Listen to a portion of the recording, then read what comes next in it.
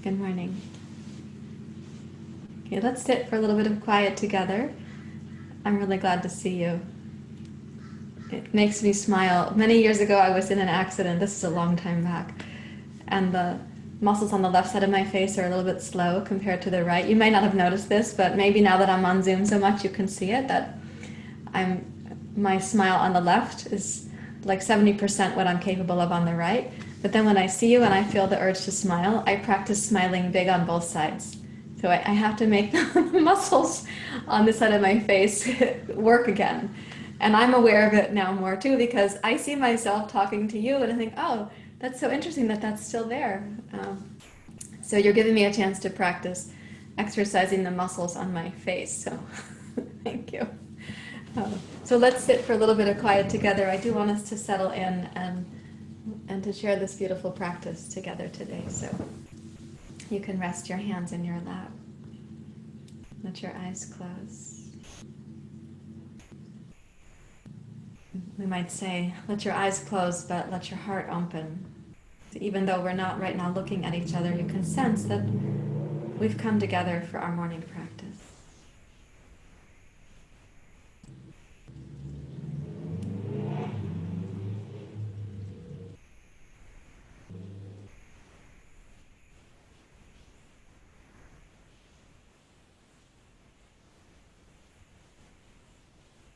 When you take a seat, as I've said before, you might, if you're sitting cross-legged, put your hands out over your knees.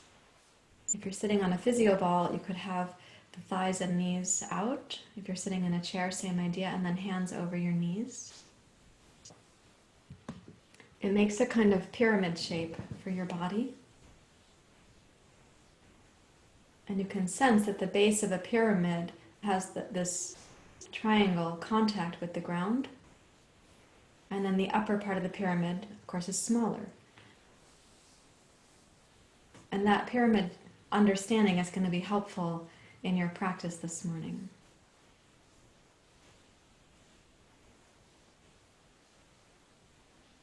So we say in yoga, for example, that the elements associated with the chakras are the most dense at the first chakra. At the base of the pyramid is the earth element. And then going upwards through the elements, they become more and more subtle. So we go earth, water, fire, air, ether, which is also space.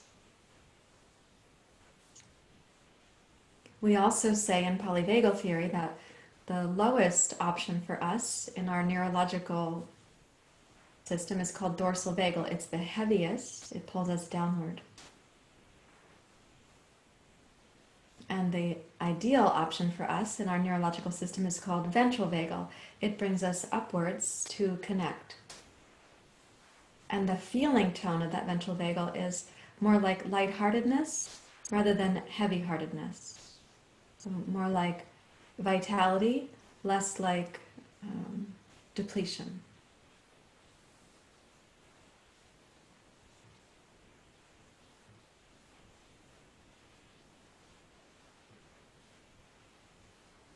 So let your attention come down into the base of your pyramid, however you're sitting, and acknowledge that you need the foundation and the structure for your practice to rest on.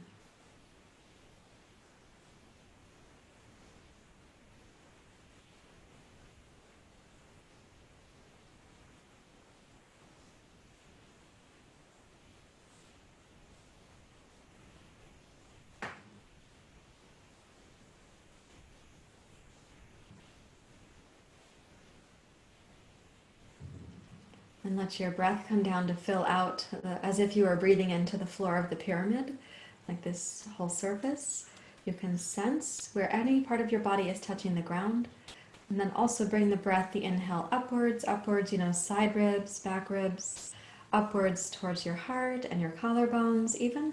Let the inhale come up into the upper back and the top of the shoulder blades.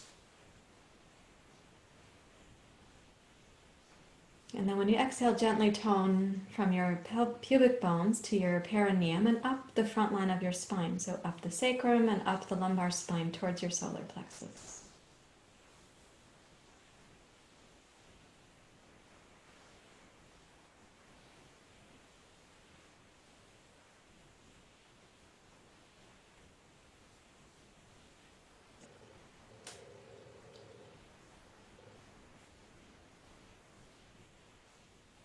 And do that 3 breath cycles more. So you're sensing the pathway of the inhale. We've been speaking about this for several weeks now. So just a reminder that the pathway of the inhale is first third, middle third, and then into the upper third.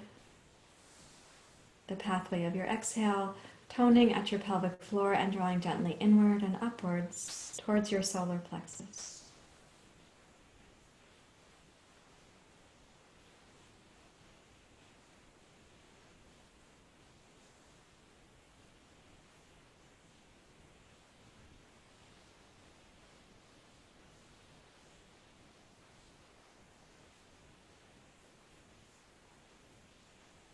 Do that one more time, please.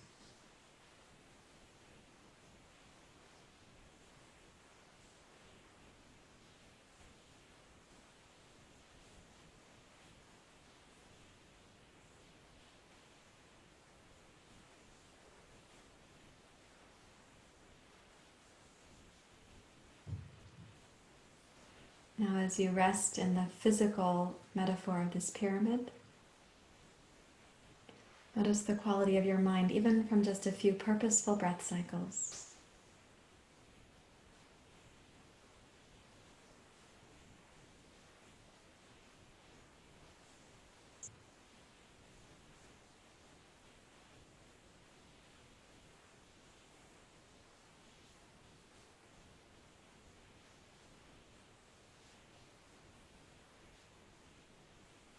You can sense in the physical structure of your body that actually the widest part when you're sitting like this is the base.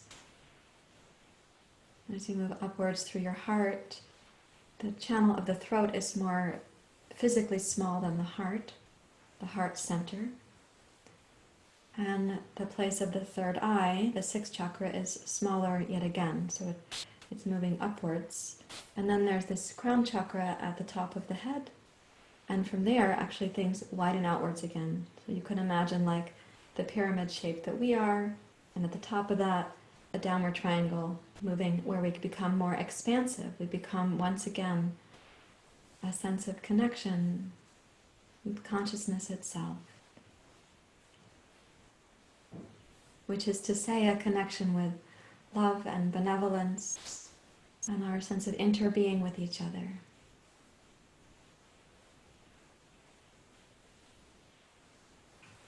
Please join your hands together at your heart, and thank you for trusting that I'll facilitate to my best ability. We're embarking on an experience of yoga that will start at the feet and move upwards, and my hope is to also reach up beyond that sense at the crown of the skull. So let's chant together Sahana Vavatu. Om Sahana Vavatu. Sahana Bhunaktu Saviryam Karavavai Tejasvinavaditamastu Ma Vidvishavai.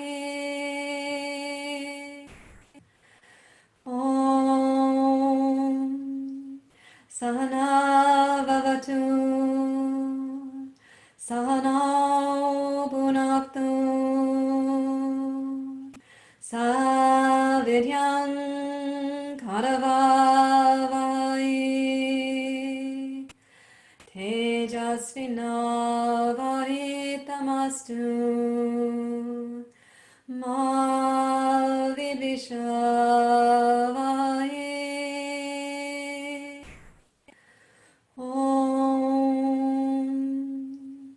Sahana Vavatu Sahana Bhunaktu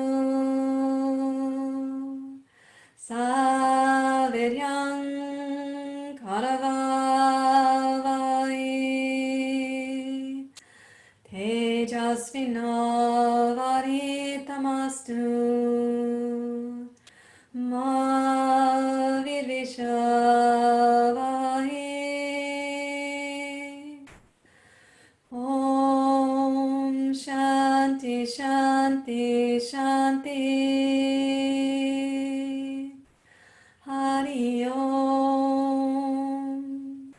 Shri Guru Pyo Namaha. Hari Om.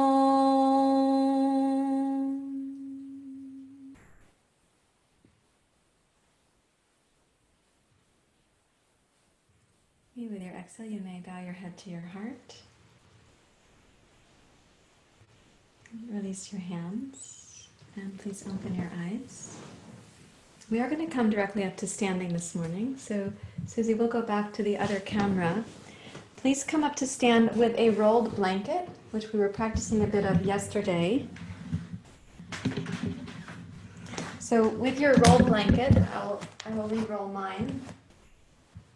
When you roll this blanket, you have to decide how thick you want to roll it. But as you roll it, I am going to ask you to step your feet up onto the blanket roll. Let me get that camera for you guys. We don't want it to be crooked, and I don't want my head to be cut off either, nor my feet. Okay, so when you step up onto your blanket roll, go ahead and place your feet directly up here and find your place. But you can have your feet like a little bit like a seesaw and come down to your Uttanasana. Please use your blocks to help you with this process. And we are going to just start by rolling the feet over the blanket roll. So my hope is that your blanket roll is durable enough that you can roll your heels back and your toes up. And you can roll your feet forward, toes down. You may relax the weight of your head and start breathing in with the movement of your feet as a seesaw.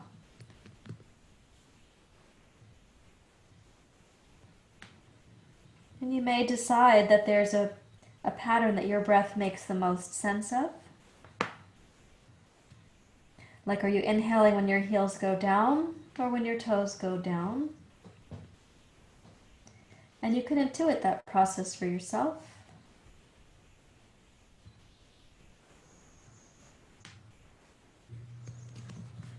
You may be greeting your calf muscles for the first time today, or maybe the first time in many days. Something I'm going to ask you to do is try not to have your hips or your torso rocking forward to back, but rather that your legs are having this experience, and your pelvis and your spine can be relatively stable.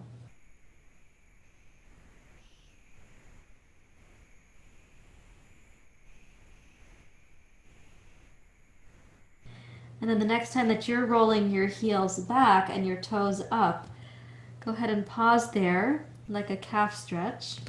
And on your inhale, glide your heart and your spine forward and breathe into the base of your pelvis. Give yourself the space for that.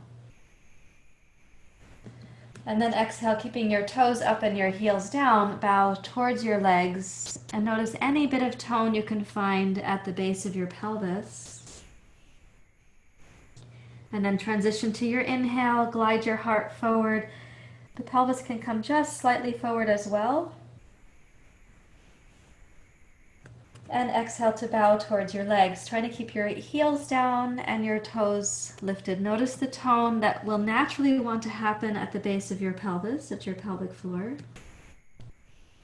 Inhale, glide your heart forward, observing the natural tone that wants to happen at the pelvic floor during your inhale, the natural expansion, excuse me. So what is natural, we are trying to partner with or collaborate with, because life and the stressors of life have caused us sometimes to be disconnected from that which is even most natural to the body. And when you exhale, look for the natural quality of tone at the pelvic floor, and you can add to that thoughtfully. When you inhale, look for the natural receptivity or spaciousness of the pelvic floor, and see if you can add to that. We'll do this exhale one more time. Bow down towards your legs.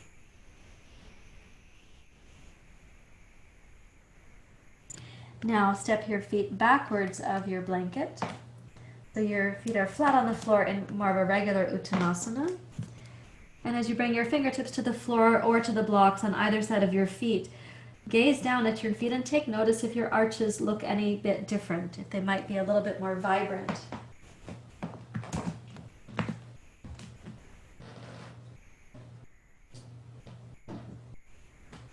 And whatever you see into with your feet there, now keeping your arches lifted, press all 10 toes down to support the arch muscles to rise up. And as you inhale, glide your heart forward, noticing the natural expansion of the pelvic floor. When you exhale to bow towards your legs, notice the natural tone of your pelvic floor and see what happens at the arches of your feet. Once more, inhale, glide your heart forward. And last time, exhale to bow towards your legs. And shift your hands to your hips, put your blanket roll aside, and rise up to standing. Take a wide stance. You can bend your knees and turn your toes out, jazz dance warm-up pose. My camera is still crooked. I'll fix that in a moment. Okay, so when you take this wide stance, press out through your knees, and my hope is that you're going to be able to pick up the toes of one foot or the other, that you can actually have that flexibility and stability from your heels. So let's have the gaze go down towards the floor somewhere. If you were to picture like an equilateral triangle, you've got your 2 feet and your gaze, making that triangle. Straighten your arms and let the torso kind of hang down from the shoulders. Press into your heels and lift the toes of your right foot. Notice what happens to the right hemisphere of your pelvic floor. And then exhale, place the toes of your right foot down. Press your toes down. Pick up the toes of your left foot. Keep your left heel down. What happens at the left hemisphere of your pelvic floor? And exhale, place your left toes down. Okay, inhale, lift your right toes. Exhale, lay them down. Inhale, lift your left toes. Exhale, lay them down. Inhale, lift your right heel.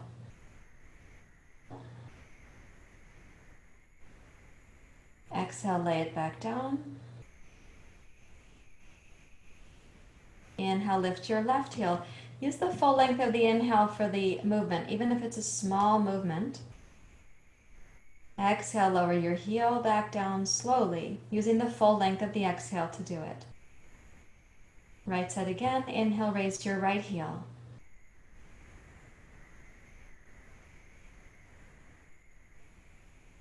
Exhale, lower it down. Inhale, left heel.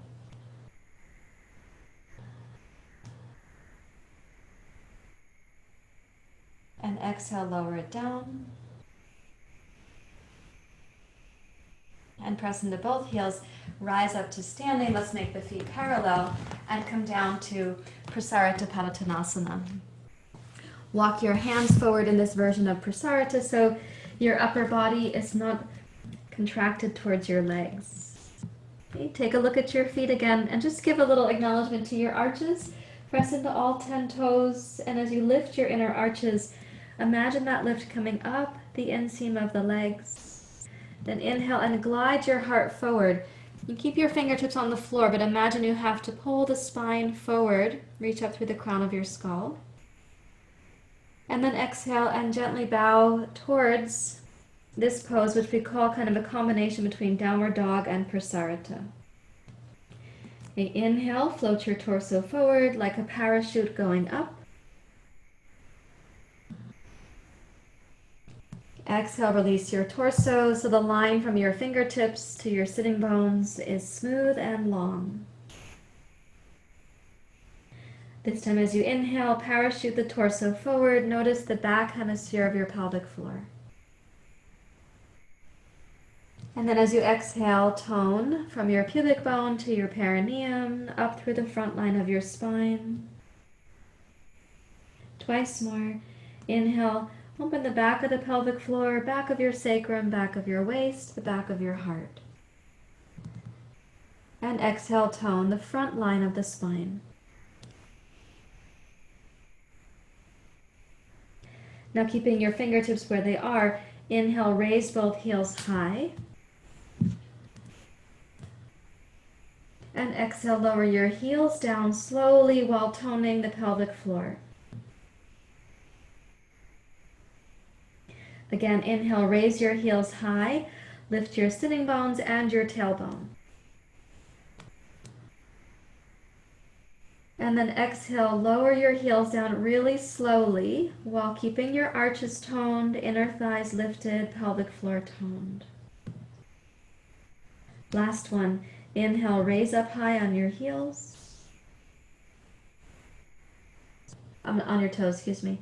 And exhale to lower down slowly. So as your heels descend, your pelvic floor becomes more toned. And then place your hands and walk into downward facing dog pose.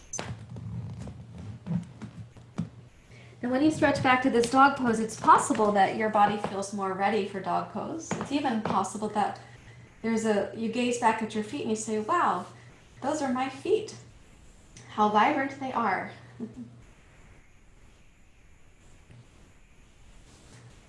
Notice the quality of the breath here, communicating through your pelvic floor. The inhale. We've been exploring the last week or so that the inhale expands the back hemisphere of the pelvic floor. And the exhale tones the front hemisphere. Try that for 2 breath cycles more, please.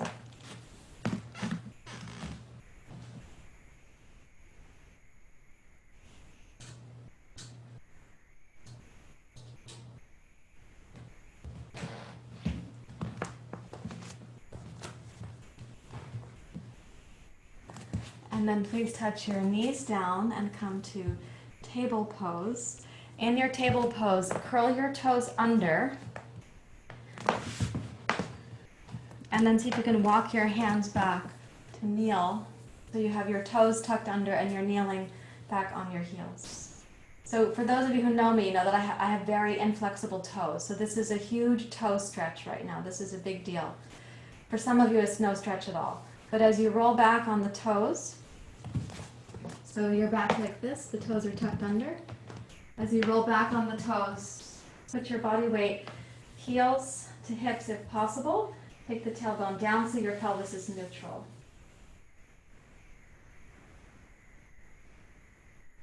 And let the arches of the feet stretch. So the soles of the feet, if you want to have a sense that they're getting stretched right now.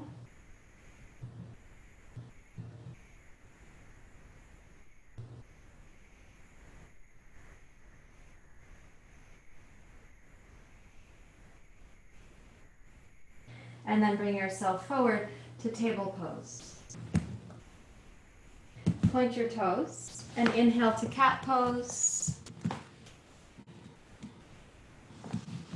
Exhale halfway back to child's pose. Inhale, roll forward, cat pose. Exhale, roll forward, cow pose. Again, inhale to cat pose. Draw the base of the tailbone down and the pubic bone in and up. Exhale halfway back to child's pose. Keep the back of your waist open like a parachute. Inhale, roll forward, cat. Exhale, roll forward to cow.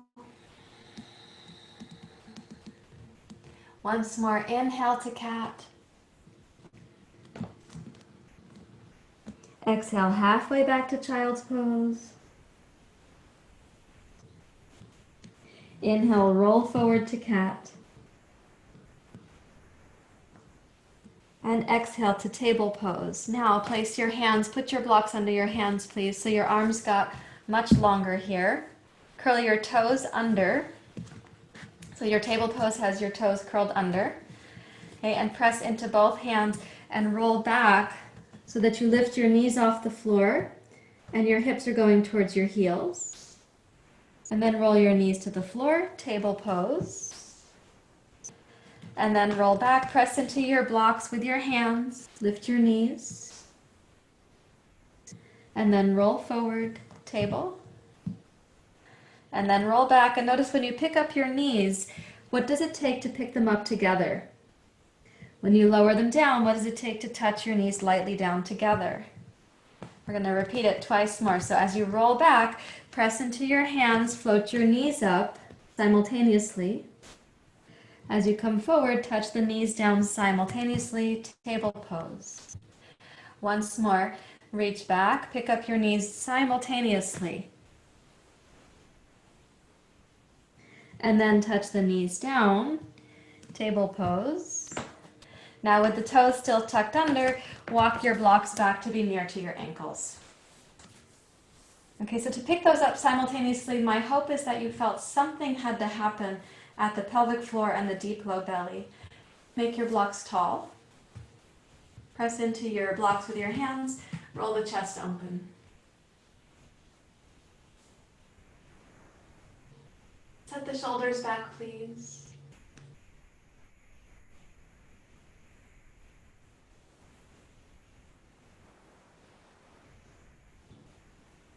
Okay, now with the shoulders back, lift your heart, bring your head up, and I'm going to ask you to watch here. We're going to have a little sequence. I will show you from the front, and I will also make a profile view. So you can uncurl your toes if they're hurting. I'm going to start the sequence standing up. So we put the feet together for this sequence, and we're going to start with, this is sometimes called toe balance. And then we're going to come down to it when the ankles are touching in chair pose, which we don't do very often. And then we'll come down, and we'll roll the knees up, and we're going to roll the knees to the floor. Okay, we take the blocks tall. We'll roll the chest and shoulders open. We're going to bring the blocks forward as you just had them, and as you press down, you're going to pick up the knees and then widen them apart. So this is a little bit like a pose called Malasana, a little bit like squatting, a little bit like Malasana. And then we'll roll it forward. You touch the knees lightly down. We'll take the blocks to the tall setting because we're going to need that. And you're going to try to lift the knees simultaneously and come up, toe balance, and up, toe balance, and down. All the while, lift the corners of your mouth. Okay, please come up to standing. Don't worry about memorizing it, because I might change it actually. Maybe I'll forget what it was.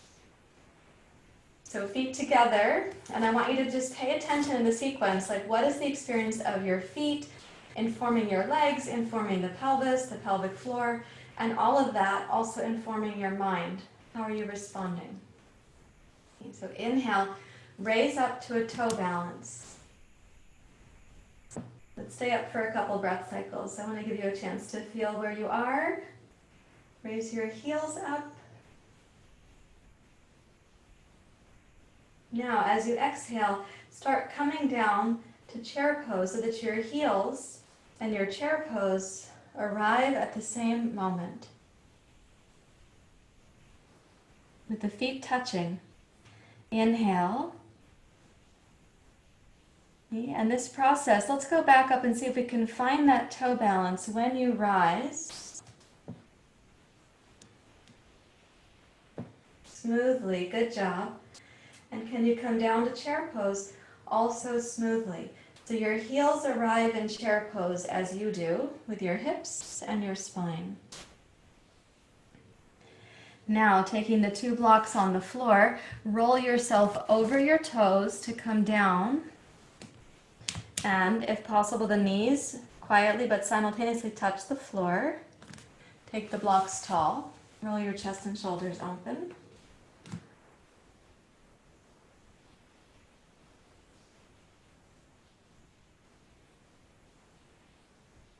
And exhale, bring your torso upright. Place your blocks in front of you.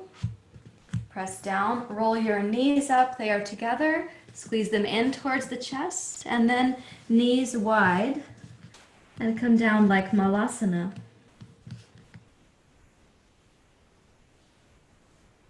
So in Malasana, the sides of the feet are touching each other, and as the knees go wide, you may feel your inner thighs, your hips, your lower back. You roll your knees into center. And quietly lower them down, keeping your toes tucked under. Bring the blocks back to the tall setting nearby and see if you can pick up both knees simultaneously. Good, arms forward. And we're going to rise. This is one version of toe balance. Let's rise up to the high version of toe balance. Good. You're like gladiolas blooming in the garden. Nice job. And then exhale to mountain pose with your feet touching at the inner edges. Nice job.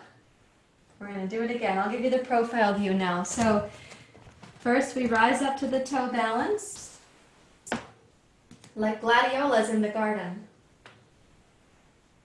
Now when you come down to chair pose, bend your knees so your heels are going to reach the floor as you arrive in the base of your chair pose.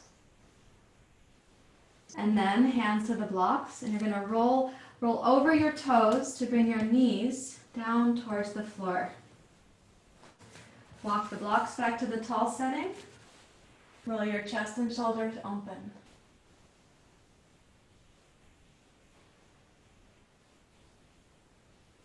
Bring your torso upright and place the blocks so that your hands, you can press into both blocks. Roll your knees up so you are squatting a bit, and then let the knees separate.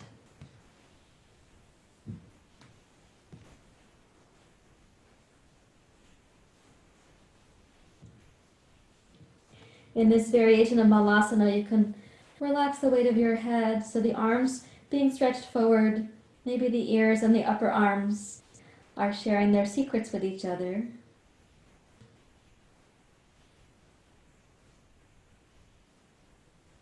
And roll your knees towards each other and slowly bring your knees back down towards the floor.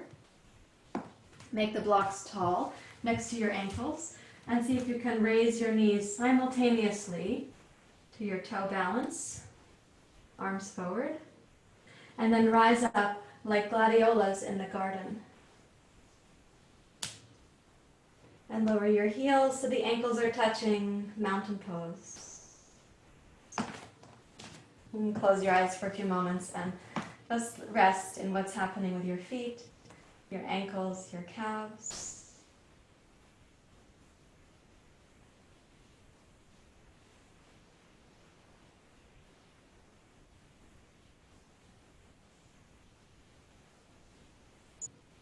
If you have the ankles touching in this mountain pose, when you close your eyes, you might also notice that you have a slight sway, but your body knows how to take care of the sway. And what you sense in your feet is likely being mirrored at the pelvic floor.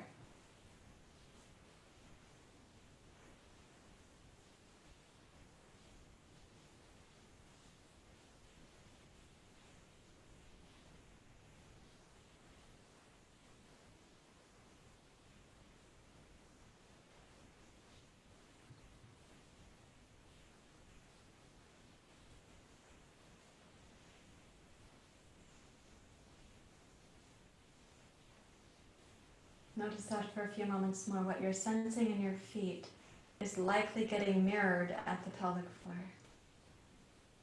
So don't squeeze the butt muscles right now. Your pelvic floor can help you to be centered.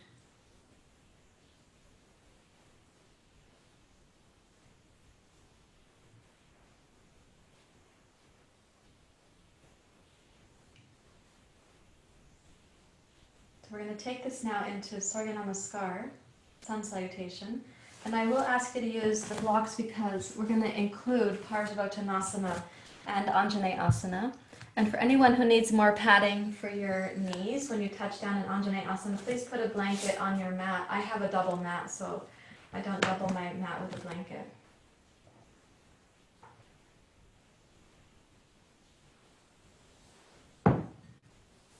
Please join your hands together at your heart. Did you feel like a gladiola? Tell me the truth. Did you feel like gladiolas? Thank you. Okay. And the gladiolas in my garden have just begun blooming. So for a while I was walking in my neighborhood having gladiola envy because my neighbor's gladiolas were very bright and they had bloomed and they were big. And I have these little delicate yellow and orange ones that just started blooming. So it's where they are in the backyard, and his are in his front yard. So I have to practice mudita, happiness for his happiness. Okay, Ujjayi breathing, please. With the feet hip distance apart. Let's inhale, sweep your arms wide, raise upwards. And then exhale, Uttanasana. Please don't swing your hips backwards, though you bring your torso forward. Ujjayi, inhale, glide forward. Back of the pelvic floor, back of your sacrum, the back of your heart. Exhale, left toes straight back. Inhale to rise.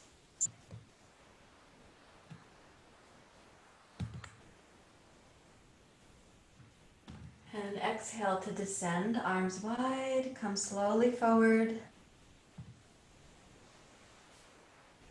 Now inhale, touch your left knee down to the floor, coming towards Asana. When you exhale, I want you to press firmly into your blocks and make your spine like cat pose.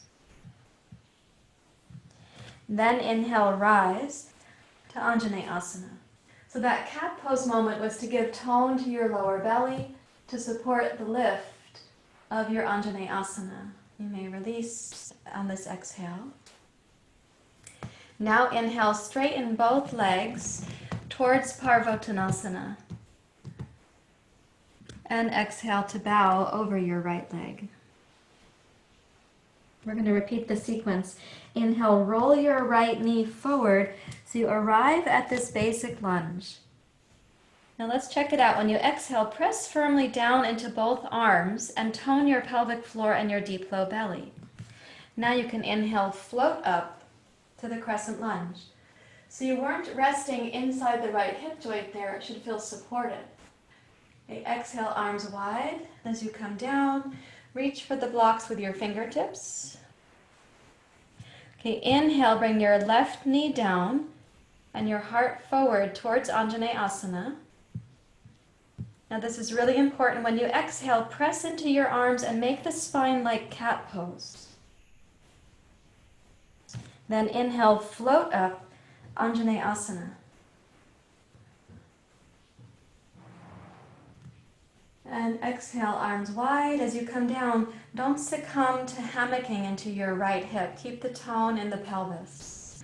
Now inhale, straighten both legs, left leg, right leg. And exhale to bow over your right thigh.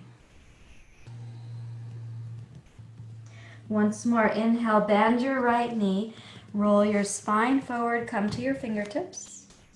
Now press firmly into both arms. Find your cat pose spine, especially discover the support your right hip needs here. Inhale, float up to your crescent lunge. Yes, beautiful. And then exhale, arms wide. We're going to lightly reach for the two blocks. Inhale, come down with your left knee, forward with your heart. Now really important, press into your arms and scoop your spine into a cat pose spine. Then inhale, roll up from there. My hope is that you do feel your left hip flexors, maybe even your left psoas. Exhale. Now last time, inhale, straighten your left leg, then your right leg, and exhale to bow over your right thigh. This time we'll inhale and roll forward, planning to step into Uttanasana. So exhale, left foot forward and a deep bow towards your legs. Let's check this out. Rise up, upward hands pose. And exhale, hands to the heart, Anjali Mudra. Now imagine in your pelvis, right hemisphere, left hemisphere. What's happening there?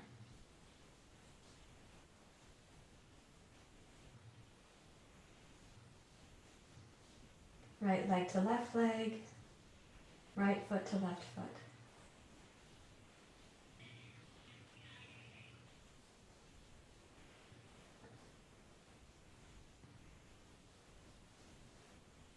Come to the other side of the sequence. Okay, so Ujjayi, inhale.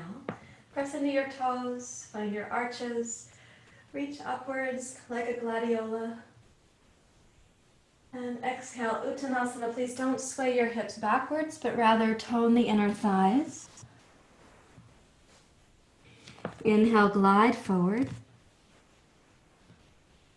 Okay, right toes back. Inhale to rise, crescent lunge. Exhale, bowing forward. Keep your right butt toned as you come forward. Touch the two blocks. Inhale, bring your right knee down and your heart forward. Now if you press into both arms and scoop into your cat pose spine, you should feel that you're not compressing your left hip right now. And you can inhale and float upwards. A beautiful, yes, Asana. And then exhale, coming forward. Thank you, nice Katie. Touch the two blocks, good Sandra. And let's inhale, straighten both legs, right leg and left leg. And then exhale to bow over your left thigh. Inhale, roll your left knee forward, come to your fingertips, basic lunge. Now press firmly down into both arms so you can find your cat pose spine right here.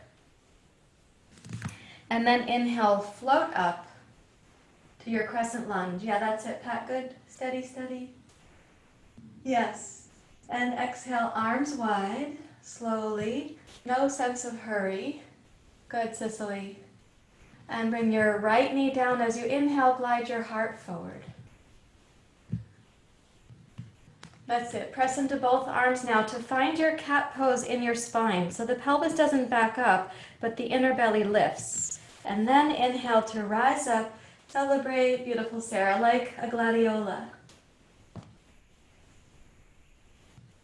And then exhale. Some of you are practicing outside, so you can really sense the life of the gladiola. Now we're going to straighten both legs, right leg and left leg. And bow over your left thigh as you exhale completely. Last time through, inhale, bend your left knee, basic lunge. As you exhale, press into both arms here, root your left heel and feel the perineum on the left side especially. Then inhale, float up, so your pose should have a stable foundation. Good. And exhale, arms wide. Of course, that's your own breath cycle. And you touch the blocks lightly. When you inhale, bring your right knee down and your heart forward. And here's the cat pose spine with your exhale.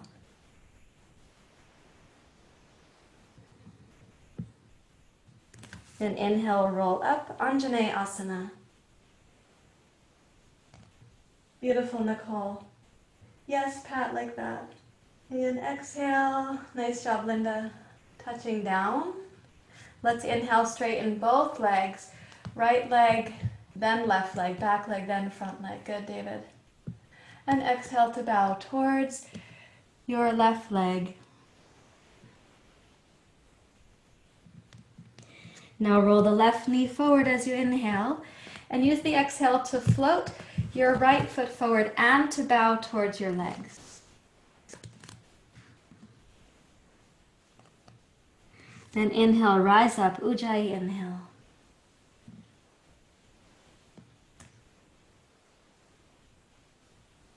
And exhale, hands to your heart.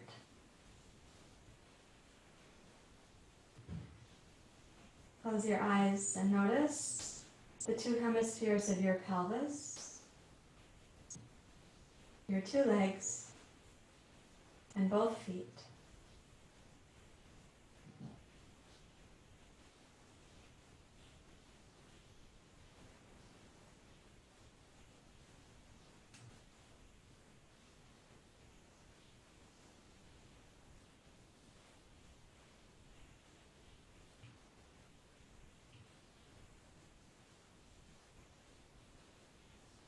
Now we're going to be including a sequence that brings pigeon pose in.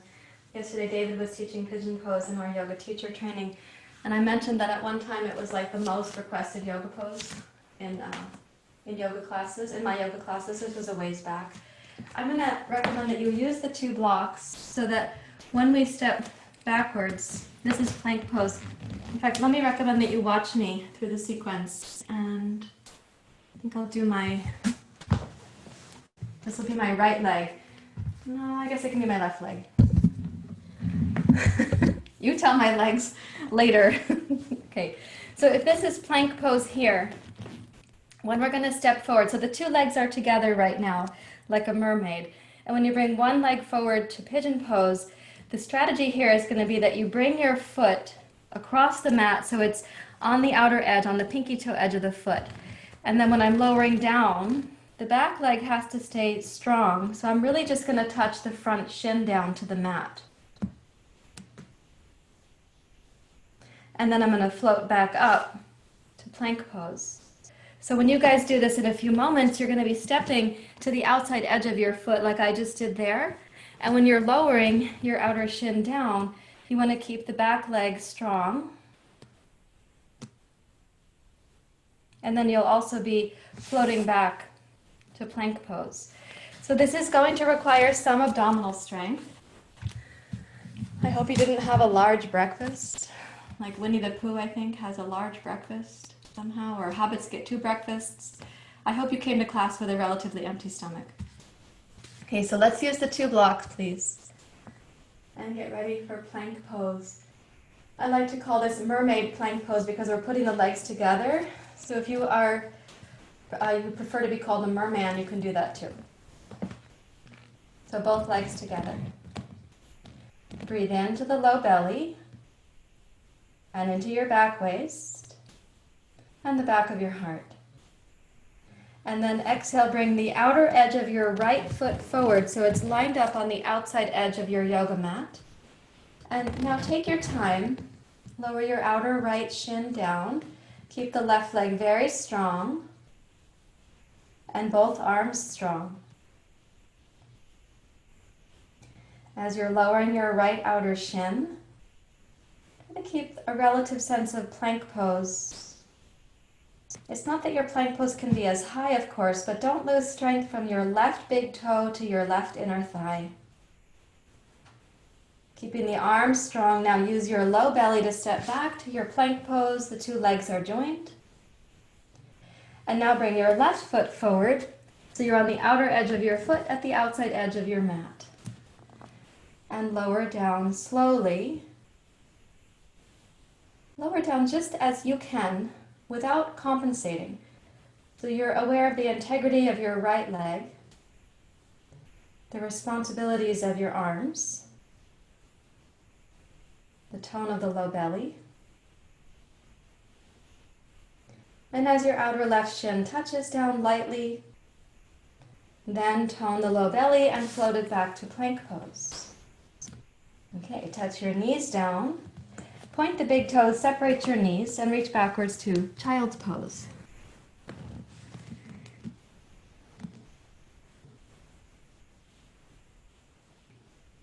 In child's pose, let's open the knees apart and keep the big toes together, kind of like a pyramid if you look down between the 2 knees and your toes. Place your elbows under your shoulders and put your palms together in front. So your body on the floor is making the shape of a diamond from your toes, shins to knees,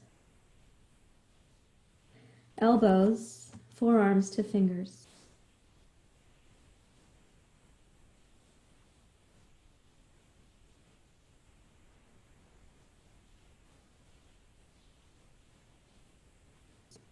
And then come forward to your blocks again. We're going to do the next step of pigeon pose.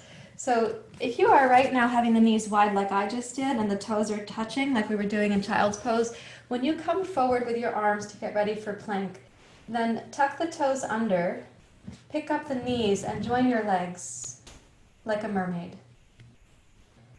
And then bring your right foot forward to the outer edge of your mat, the outer edge of your right foot. And once more, lower down slowly. Keep the left leg toned behind you. Lengthen your right thigh towards your right knee.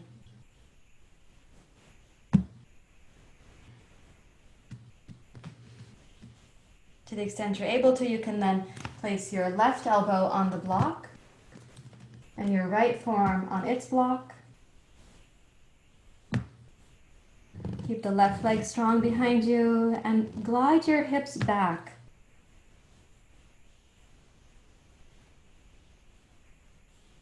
Of course, we think of pigeon pose as being primarily about the front hip.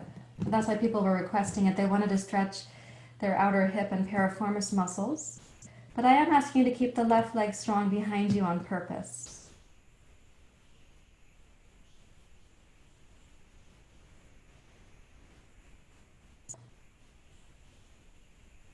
Now return your right hand to its block, left hand to its block. Keeping your pigeon pose strong where it is, bring the upper body into seal pose. Yeah, pigeons and seals are friends. Did you know this? In my world, they are.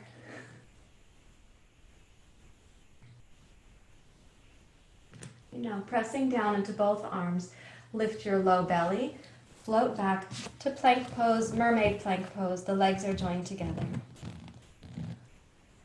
And then bring the left foot forward. So you're on the outer edge of your left foot. And as you're coming down, again, do that slowly. You might have two really different hips. You could have two very different ankles. Maybe you have two really different knees. Keep your right leg strong. Even the right butt muscles, they are toned.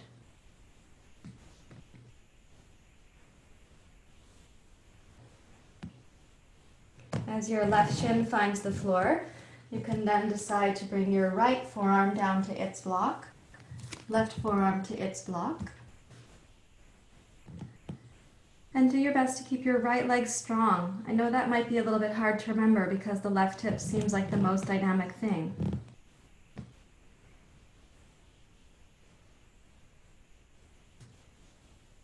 Breathe in smoothly, slowly, lovingly.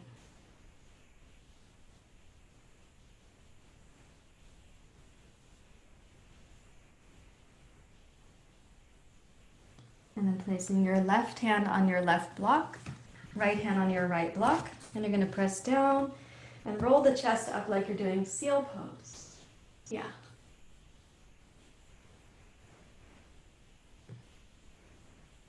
Press into your right toes and both arms.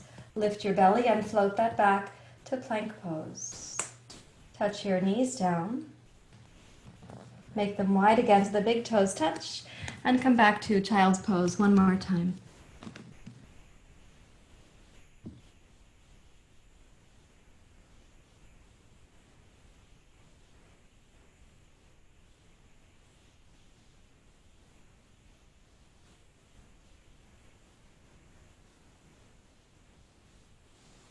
And then walk your hands back towards your knees and rise up to kneeling.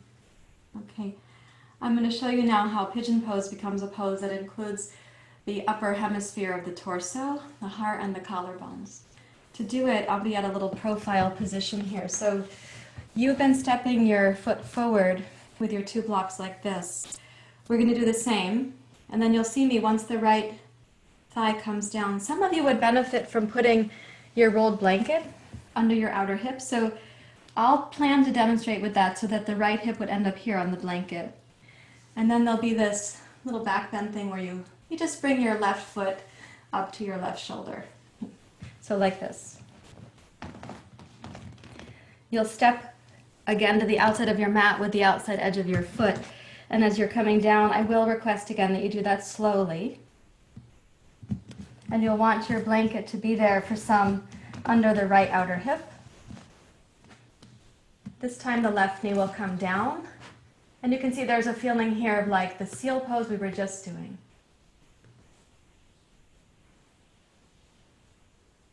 We are going to make another small change. I'm using the word small as a metaphor for the word big. You're going to reach back with your left hand and take the left foot. And you press your foot back into your hand like the bow and arrow.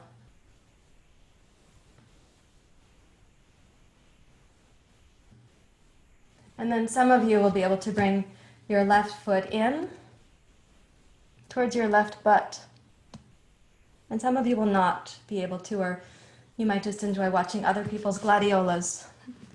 Okay, and then we'll step from here, again, back to our plank pose, stepping over the blanket roll if you were using one. Okay, so let's do that together. You're gonna have, I'd say let's do the right side first so that it's reflecting what I was showing you. So if you're gonna have a blanket roll, let's put that in preparation for your right hip. And come to your plank pose. And then right foot forward. So you're on the outer edge of your foot there. And then you start lowering your right shin down. You're in no particular hurry. You already love your life as it is. Pigeon pose is not going to complete your life, but you're going to learn some things about yourself in the process. So let's lower the right outer hip down to the blanket if you're using one. And come up like seal pose. Yeah. Good. And here's a beautiful moment. You're going to have the left knee can touch the floor. Reach back with your left hand. Bend your left knee and hold the top of your foot. So you can press your left foot back into your left hand. Beautiful, Nicole. As you're pressing it back, keep your heart centered forward. So you might feel the left chest and shoulder stretching too. That's it, Cicely, yeah. Good, Kate. Nice job, Christina. Lift up through your heart and your collarbones right here.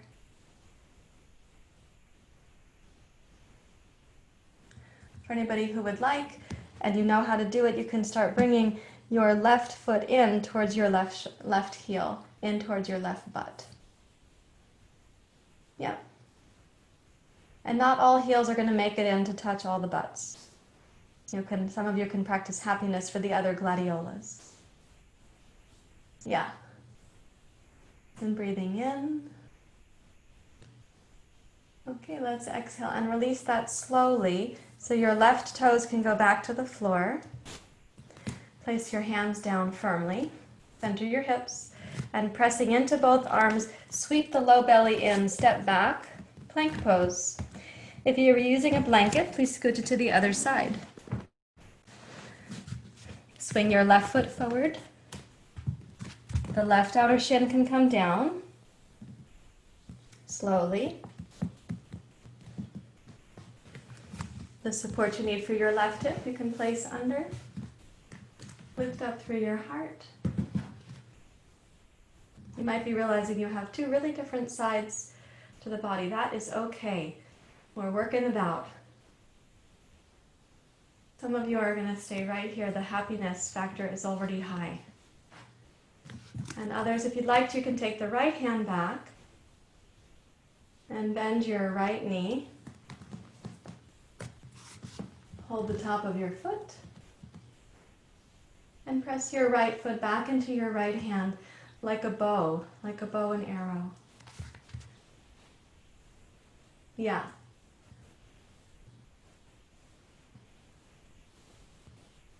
You're doing beautifully. Keep the breath moving in, moving out. And if you'd like, you can bring your right foot in up towards your right hip. There you go. I see that the smiles get bigger for some. Some smiles are going upside down right now. Thank you, Linda. And let's release your right hand, your right foot when you're ready to. Take the right toes back.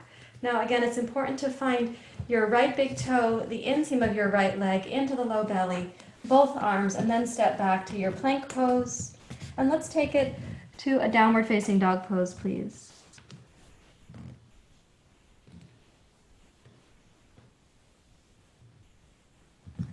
And then roll your knees down to the floor. Take one block to sit on like zazen. So this form of the block, like this.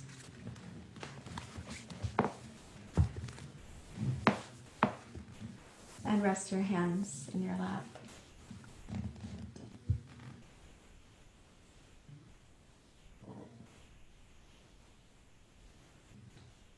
And close your eyes. Try to sense the inside as if you were gladiolas and you know you're practicing blooming.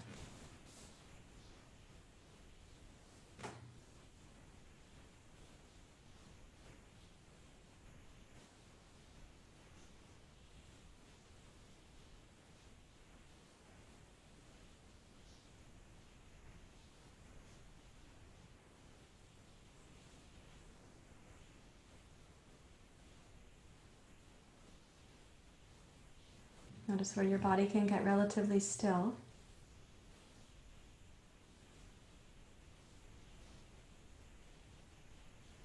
And if it's possible, how your mind might do the same. But the physical asana is not the goal of our practice.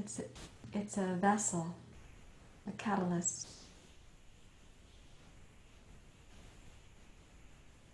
In the physical practice, we are resolving the residue.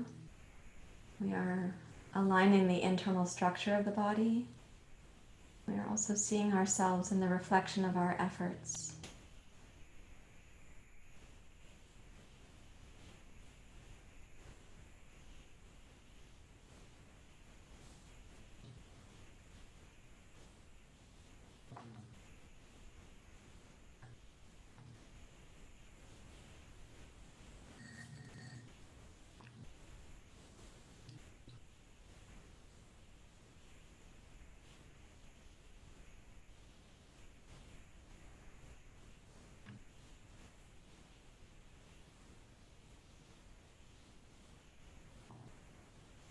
Okay, please open your eyes from where you are.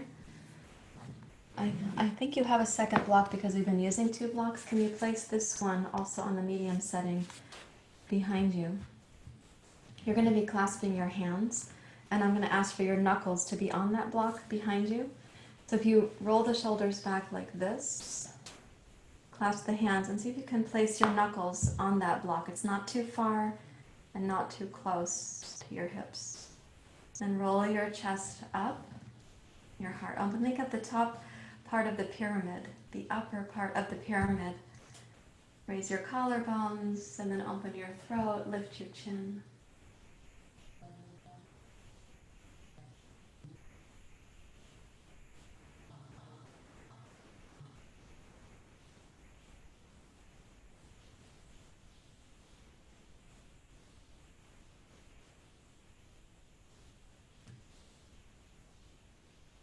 And bring yourself upright. Keep your hands at the small of your back. Just let them relax there for a moment. And notice what goes on in the upper part of the pyramid here, from your heart to your collarbones, your shoulders, your throat. We want the base that you're sitting on to be really stable. And once more, squeeze your shoulders back. Place your knuckles on the block. Not too far back, not too close in. Roll your chest up and up. And then take your heart, collarbones, throat and eyes upward.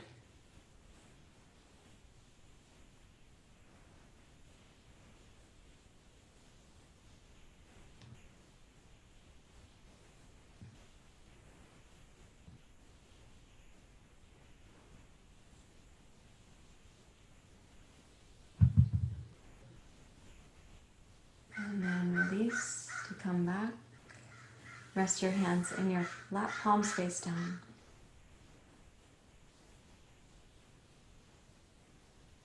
Notice what's happening in the upper part of your pyramid.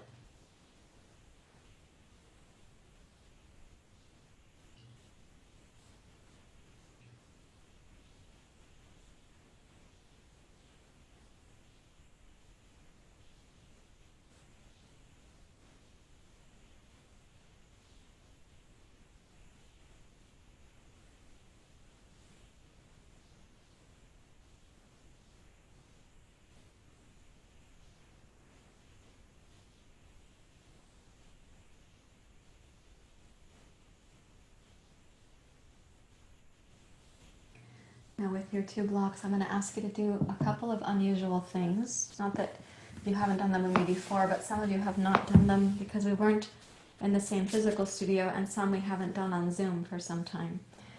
Okay, so this first one, the block is going to be for your spine, and then one block for your hips. But where this occurs on your spine is important to understand. So I'm going to put this block here, but this one is ready for waiting. And this one, I'm going to show you, when you touch the first edge of the block here, it's kind of irrelevant. It's this part of the block back here that matters. And that part of the block is going to be right between the upper part of your shoulder blades. So I will show you like this. So watch that when I lean backwards, the first edge, it touches where it touches, and it's not relevant. But the second part is relevant. And so I realized that I came back and my block is too low on my spine. So I have to return my hips to the floor, scoot a little bit forward. Yep, so where the block is touching now is the right part. It's between the upper corners of the shoulder blades. The second block goes also on the medium setting, so that when I lay my head back, this is kind of a supported fish, supported bridge pose combination thing. And I do want us to be able to stay here for a bit. That's why it's supported. So the block is right. So if these are my collarbones, sternum, just like one little roll down, one little divot down, the block is right behind there on my thoracic spine. And then your arms are going to come down like this. Okay, so let's have you guys get set up that way, and I will take a look at you. So where you end up on your block is going to be very important. Yes. This is an important breathable experience. We don't want this to feel unbreathable. You may have to try it a couple of times to get it in the sweet spot. And the knees will be bent in this experience. I'd like your feet to stay flat on the floor. Thank you, Katie. The reason the knees are bent is that I want you to have some control over the pelvis, and I don't want the lumbar spine to be hyperextended right now. The block should be under your sacrum, close to your tailbone, so that you don't feel like your butt should not be hanging off the block towards your heels. Yeah, so Kate and Katie are both in Southern Oregon, and they're here right on top of each other in the Zoom room. So I'm going to speak to Kate. Your block can go closer to your feet still. Yeah, very good. Okay. Yeah, nice job, you guys. So what you're doing here is affecting the shape of your spine, but also the shape of your lungs. So as your head goes back, try to notice the upper portion of the lungs and your collarbones. Keep a gentle effort to lengthen your tailbone, so your sacrum and your lumbar spine should not feel like they're overarching.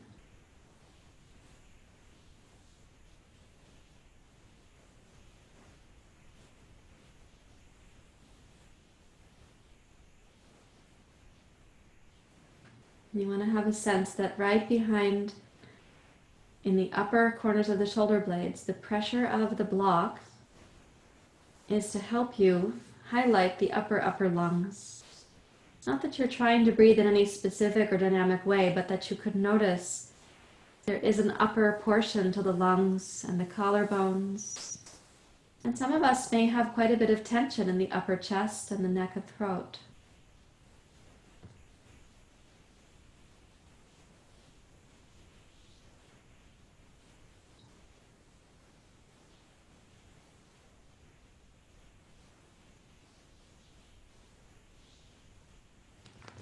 Let's see to what extent your body can release some of that tension.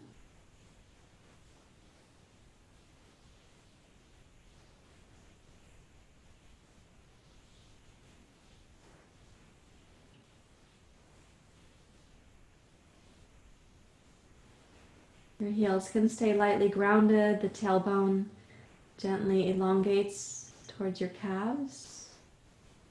Check that you're keeping the back of your sacrum and lumbar spine just gently broad.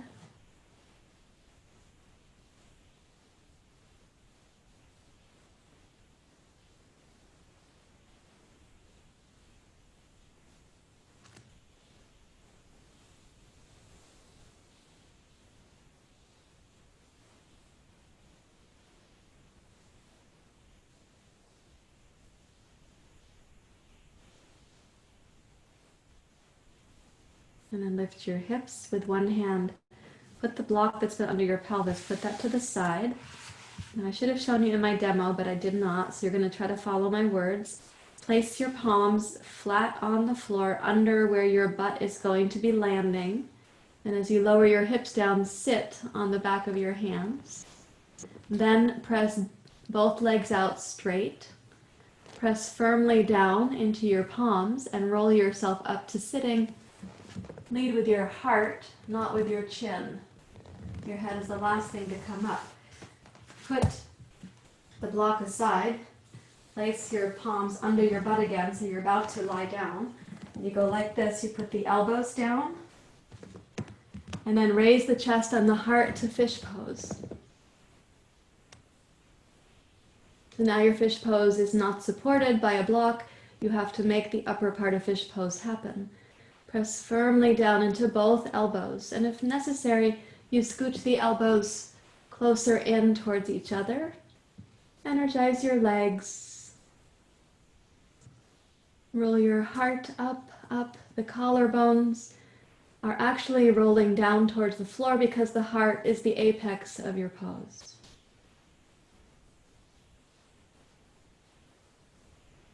And then when you exhale, start gliding the back of your head on the floor until you are bringing your spine down.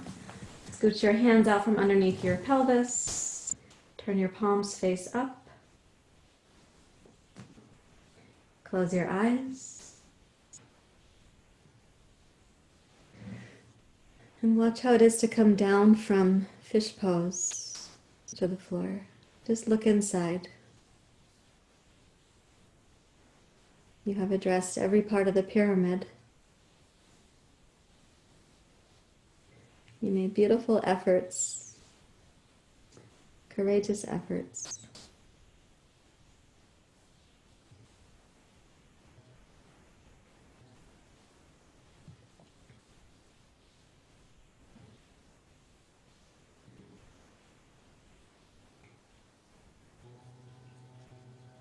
Imagine that you've cleansed the pyramid from bottom to top.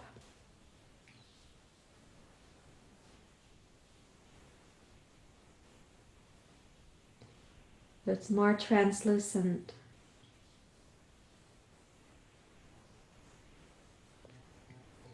Not more dull, more translucent.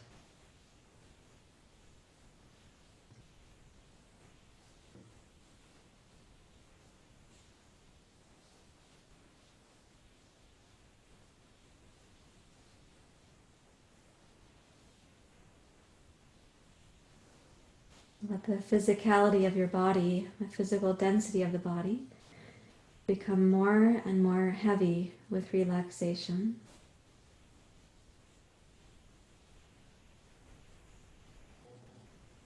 Allow the back of your head to rest into the support beneath it.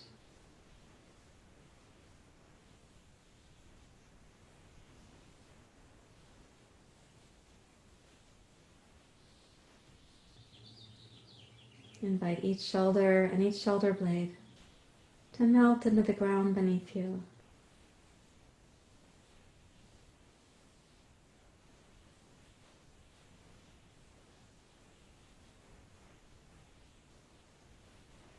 As this occurs from the back of your head and the back of your shoulders, invite the front of your face, your eyes, your cheeks, your jaw, your ears, and also your throat and your collarbones to deeply relax.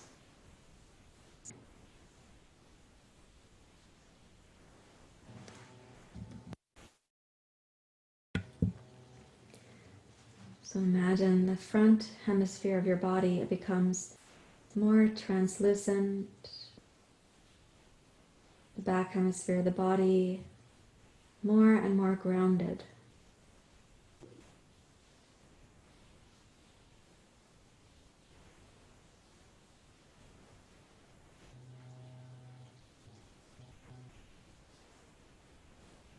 Soften the skin over the front of your heart and your sternum.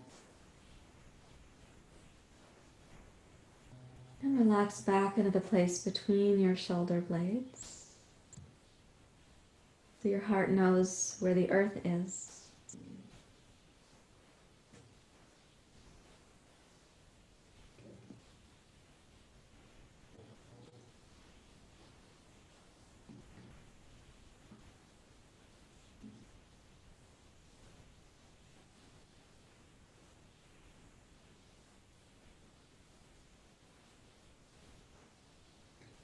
Invite the front of the solar plexus to melt any unnecessary tension and to become naturally more radiant, also translucent.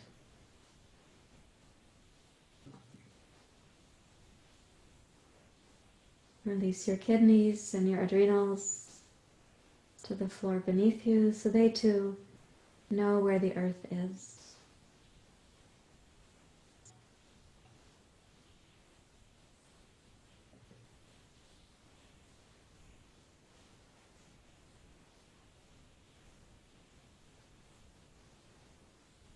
At the organs in the abdomen, liver and gallbladder, spleen and pancreas, the stomach. Let them rest into the ground beneath you so they too remember the rhythm of the earth.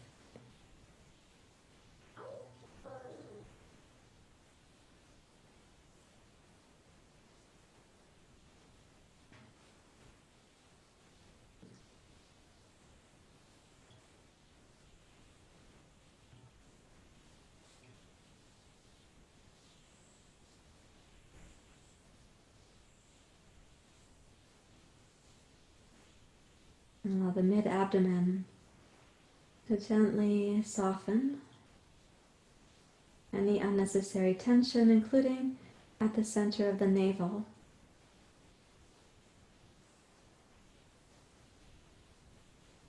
Invite the back of your waist to become heavier with relaxation.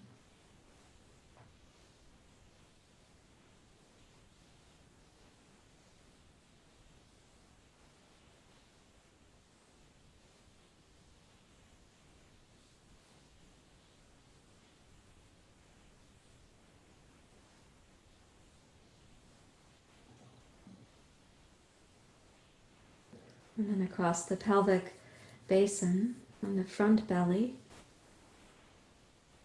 imagine a deep reflectivity, the inner abdomen translucent and clear. In the back of your sacrum and pelvis, you can remember where the earth is.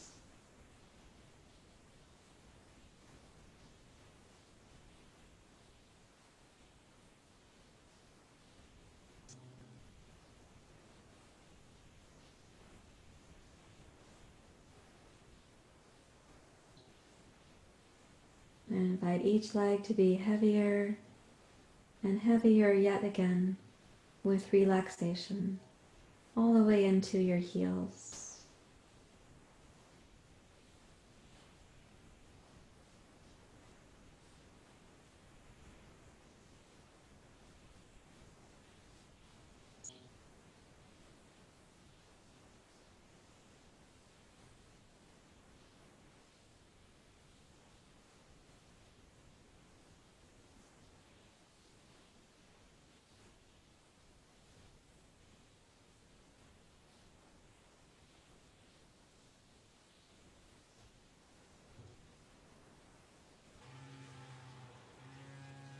As your body becomes more heavy, we actually call that more dense against the ground. Sense now the inner spirit that you are is more expansive, not bound to the physical body.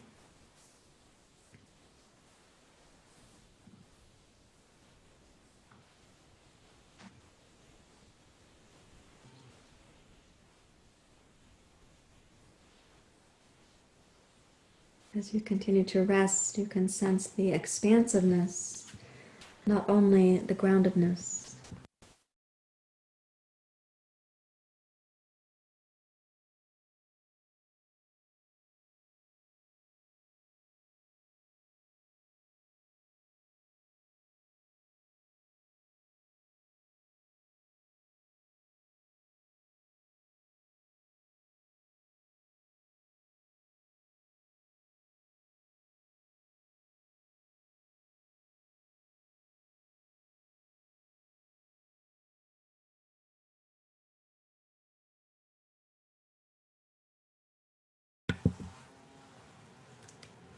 And keeping awareness of that which is inherently expansive, which has welcomed you back to its expansive nature. Gently enjoy the breath coming to greet you.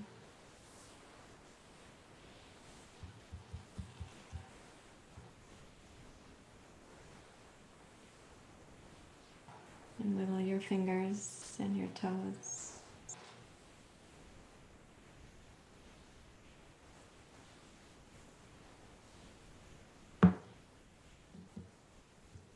Bend one knee at a time.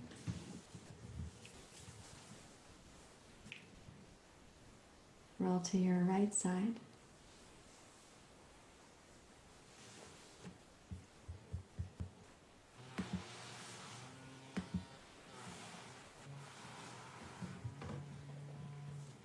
And please use both hands to come up to sitting.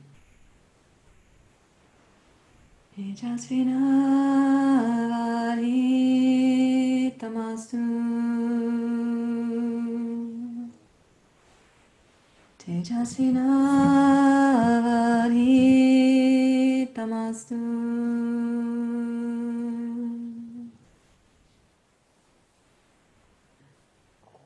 Come up to sit and try to sense your pyramid shape again. Right? The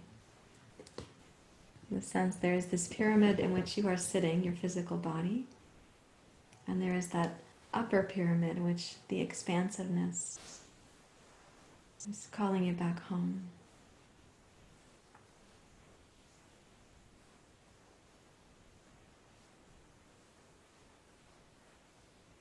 If possible, for this short meditation, you can have the eyes gently open and down, kind of fuzzy. So your senses are gateways. The inner and the outer become one. No sense of separateness.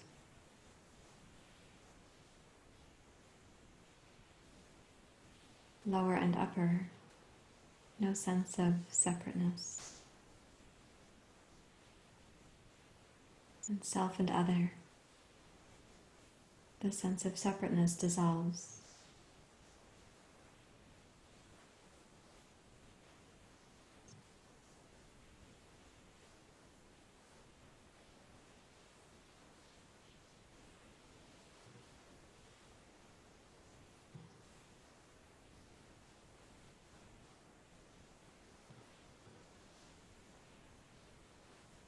You may sense, of course, the physical structure of the body, but try to let your awareness through the senses mingle with all that is. You are not bound by the skin of the body.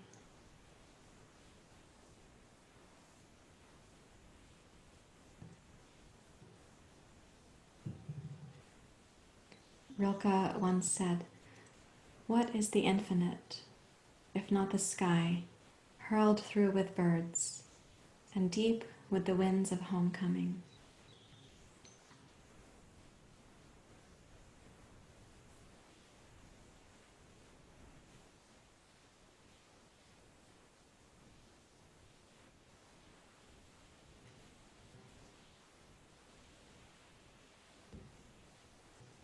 And please join your hands together at your heart. We'll chant Om Shanti together. Om Shanti Shanti Shanti. Om Shanti Shanti Shanti.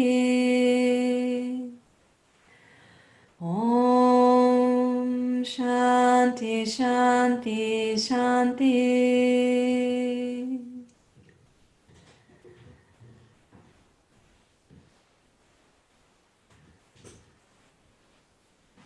Thank you very much, everyone.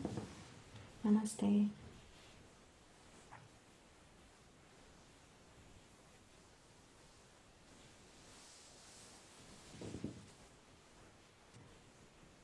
Now I'm not practicing so hard my smile on the left because it's naturally revived.